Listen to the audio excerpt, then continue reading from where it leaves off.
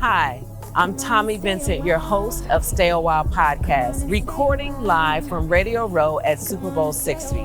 This season, we have some phenomenal guests that are joining us at the Stay a While table. So pull up a seat, get comfortable, and come and stay a while. Tune into our conversations to receive nourishment for your mind, your body, and your soul. Hi, this is your personal invitation to come, take a seat, and stay a while.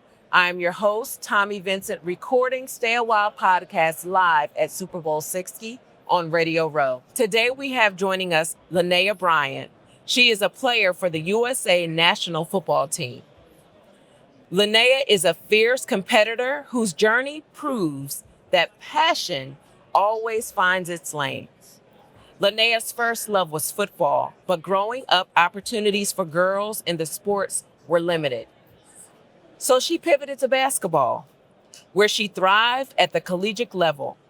When that chapter closed, her competitive spirit wasn't finished. She discovered flag football, and it quickly became her new obsession.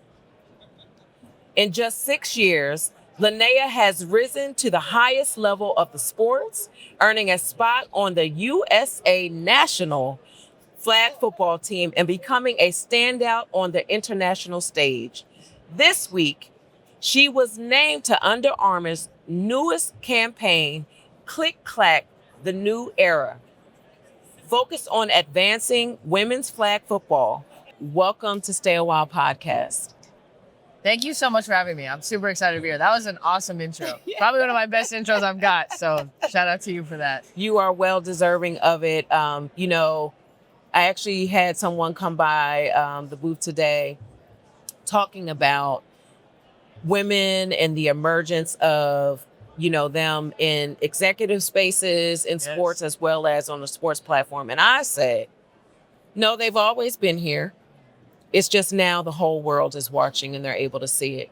So when you think about your journey and pivoting from football to basketball, then back to flag football, one, how old were you when you started? And then two, how did that make you feel that at that early age, you weren't able to pursue that pathway to football at that time? So growing up, like 5 or 6, I was walking around with the football. I would grab my dad, I would grab whoever, and be like, hey, go play catch with me. That's all I ever wanted to do. And so I would have to go to work with my dad a lot. He worked at a car dealership. So I would grab the guys and be like, hey, can we go play catch in the lot? So I was doing that any opportunity I could. But now being able to play flag football, it's really a dream come true. But looking back, I really wish I would have had those opportunities. But I'm really excited for this next generation. They're having so much opportunities, so much more space to play this sport and pursue a passion that I had at a young age. But unfortunately, there wasn't that space that allowed it. Mm-hmm. You went and you played basketball and then you pivoted to the flag football. Was that a big transition from the transferring of the skill to be able to be a flag football player versus basketball? And also if you had a love of football previously, and I don't want to make assumptions, but if it was like in tackle, what that transition was like. Mm-hmm. So growing up, I really just played at recess. So okay. It's just backyard football. Yes. I think we would play 2-hand touch.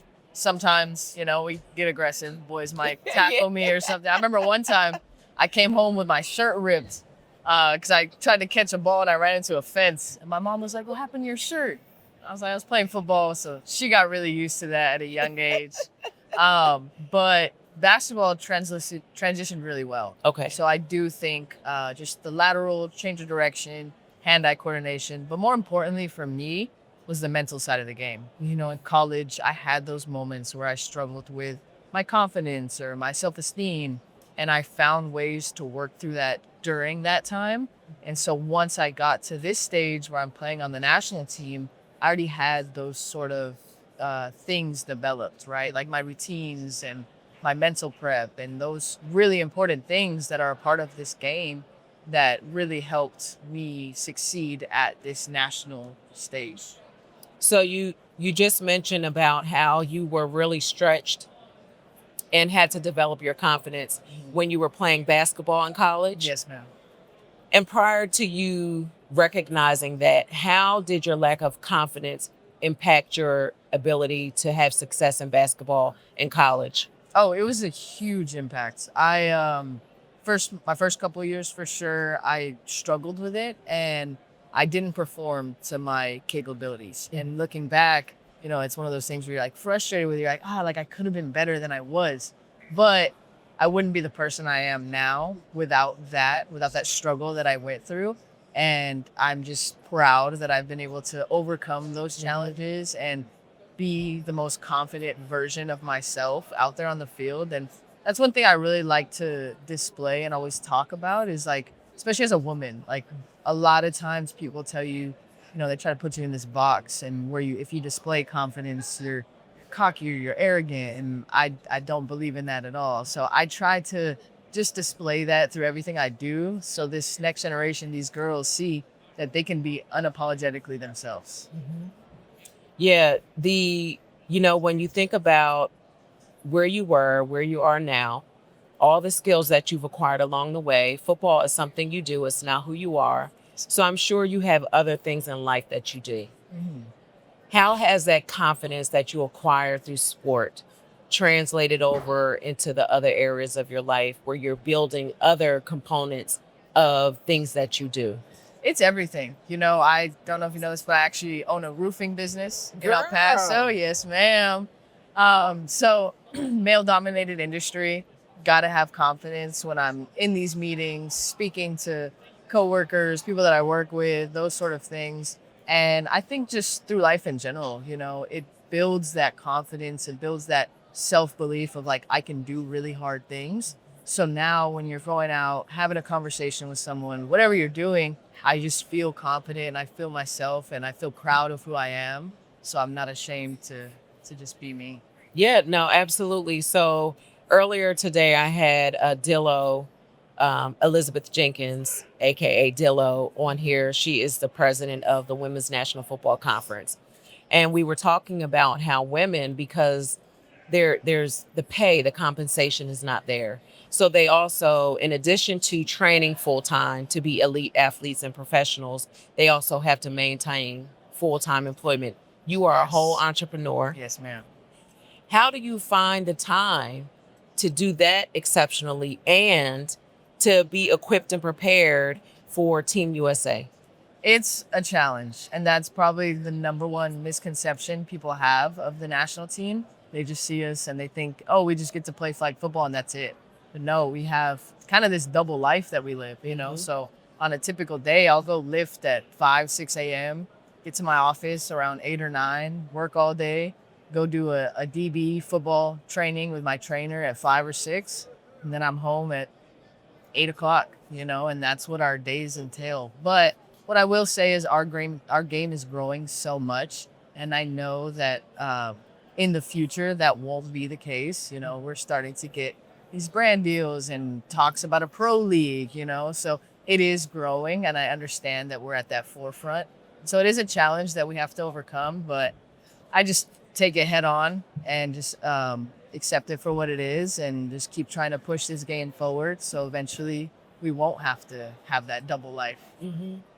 So for your roofing business, are you delegating responsibilities or are you climbing up the ladder and you putting down, laying roofs? Or is like literally, are you doing the labor of it? So I don't do the labor. Okay. I will get on roofs at times, maybe after we do the installation or before if I need to check some things out. But no, I don't carry the shingles up there and do the work. We have an amazing crew that handles that. I'm more of the overseeing of everything, the handling, drop off materials. So you're like the CEO. Yes, ma'am. Yes, I have a business partner. Okay. He's great. He's really supportive of all my flag football dreams and endeavors. That's good. He really helps make it possible. But we have a really good system where I can handle stuff when I'm at Super Bowl week for a whole week. Yeah. I can still... Because the business still got to run. Yes, ma'am. The bills still got to get paid. Yeah. So I'll still have jobs and assignments that I have to get done while I'm here.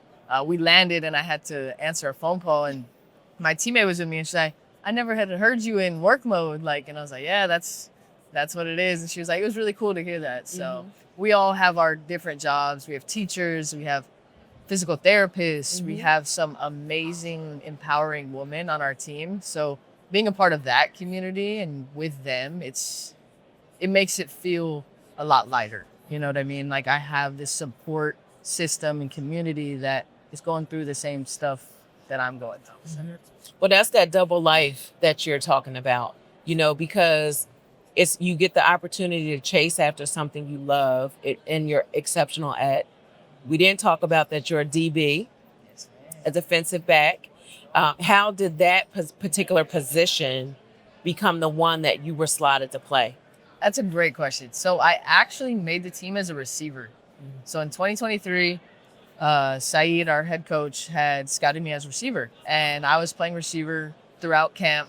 And they noticed that we had a little bit of a lapse in defense. They're like, hey, Laneah, we've seen you play defense. We want to move you over, see how you fit. And so I got moved over to DB, and I performed pretty well in practice. And they were like, hey, throughout this next tournament we have coming up, you're going to play corner. So I took it head on. I'm the type, get in where you fit in, and whatever's going to help our team succeed is what I'll do. And so that tournament, I actually ended up leading the whole tournament in interceptions. So after I did that, I was like, yeah, they're not going to move me back to offense. But I love it. I always tell people, defense is so hard. You have to react to what they're doing. You don't know. Offense, you have a play drawn, and that's what you're doing. Defense, you have to read, react, and then you have to really work together as a unit. And so I've just fell in love with that side of the ball. It doesn't always get the fame and the glory, right? Everyone wants the touchdown and the sellies and stuff. But I love it, and I think I've always told people it's one of those things where you kind of have to have that dog mentality, because in flag football, it's such an offensive game. It's you're going to get scored on eventually. Yeah. So that bounce back is so important. And I think that's what separates the good DBs from the great DBs, is that ability to bounce back, because a play is going to happen. Yeah. You brought up an excellent point in how do you make that shift, right? Because you're going to have to line up. They catch the ball on you. They make a touchdown. You're going to have to line back up and do it all over again. But your confidence was rocked for a minute. How do you shift quickly so that you're able to get back in position and get your head in the game, and so you can do your job? For me, I do a lot of self-talk. If you don't, control your mind will control you. And I'm just a firm believer in that. It's really easy to slip into those negative thoughts, right? Of dang, I just got scored on. Don't get scored on again. Come on. You're not doing good enough. Those thoughts are easy to creep in for an athlete or really anyone. So just making sure you're conscious of those thoughts. And I'll just always tell myself, I saw this study, right? It was about tennis players. And it was what makes a great tennis player? And it was what they say after a point is scored on them. So the great tennis players, they say, oh, that was a good shot. Oh, I'll get the next one. Something positive. So typically what I'll say in my head is oh, that was a really good route. I'm going to get the next one. So giving the credit where it's due, but accepting it for what it was and moving on, and just having that positive mindset, positive attitude for the next play coming up. Yeah, it also puts a period. It's over. Yes. By you acknowledging it, it's okay, it happened, period. Next play. Exactly. So just ending it so it's not that lingering thought. Yeah. So my husband, Troy, he played 15 years in the National Football League as a defensive back. Yes. And my son, Troy Jr., also was a defensive back. And I just remember a lot of times, thinking about those plays where he got burnt, and they caught the touchdown. It happens. But I would think I was more in my head than he was in the play, because I'm sitting in the stands and I can hear everyone around me, what are you doing? You bum, all the things. So how do you put on blockers so that you don't live by the praise, so you don't die by the criticism? Oh, that saying right there is it, right? And like you said, just not putting value into that, putting value into yourself, and just not needing that outside praise and glory to feel confident and feel proud of what you're doing. I think that's really what's important, is just not putting value into it and putting value into yourself and believing in yourself and not needing that glory from the outside. That your line said it perfect. Yeah. Yes. So when you think about young Laneah, Oh, and you think about the journey from a period in time to where you are now, what would you say to her? ooh, this question, this question always gets me emotional. I would tell her that I hope you are so proud of where we've come. And I think if younger me could see where I'm at today and meet me today, she would be over the move. Like when I tell you I was obsessed with football, I was obsessed. And so just like when I see pictures of me when I was a kid, like I get emotional because I'm like, wow, like I am really like living out her dream. And I just hope that little girls out there that have a dream like I did, have a passion like I did, they see that it's possible now, through our Under Armour ad that just came out, the Click Clack. Like they are making this push for women's football and it is so important. And I just think she would be over the moon. Words can't even describe how happy she would be to see where I'm at today. So this is my just some advice from me to you. I'm 52, so I have a little life experience. You always make sure that she's in the room. I don't care what those experiences were, even how they made you feel. She did so you could. And so you make sure that you bring her into every room because she gets to celebrate this journey too. Yes. So do not leave her out the room. That is amazing advice. Yeah. That's the best thing I've heard all week. So I have a new book that published recently. It is The Table of Life, Nourishing the Soul with Food, Love, and Faith. And the premise of the book is to teach the reader how to build their own table, one dish at a time, using all of the ingredients from their life. So when you think about where you are now, what is one ingredient that is required to be in all of your dishes for you to show up as you each and every time? I would say confidence. I think that if you don't believe in yourself, it's hard for other people to believe in you. And I think just having that confidence to be unapologetically you and show up as you every single day, like that's what makes you special. That's what makes everyone special is being you. I think that all comes from that confidence and that self-heat. So before I let you go, is there anything that you would like to share with our listening audience? I think I would just love to share that flag football is such an emerging sport, and I hope everyone is so excited to see where it's going.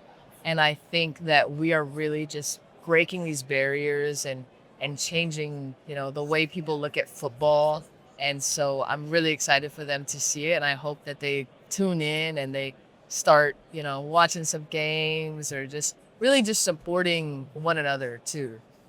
We have so many empowering women in this space. So just always supporting your fellow women and in anything that they do and anything they're passionate about. And I really big on that, like empowering one another in our space and women. And so those would be my things I would like to share. Well, thank you for that. And where can people follow you along on your journey in this road to success so we can watch everything really unfold for you in this new season? Yes. USA Football has a ton of information. So if you go to usafootball.com or their social media handles or my social media handle or Under Armour. What's your social media handle? It's just my first name and my last name, Laneah Bryan. Okay. So follow me. You'll be able to see what we're doing, what we're up to, and I hope that you guys all tune in.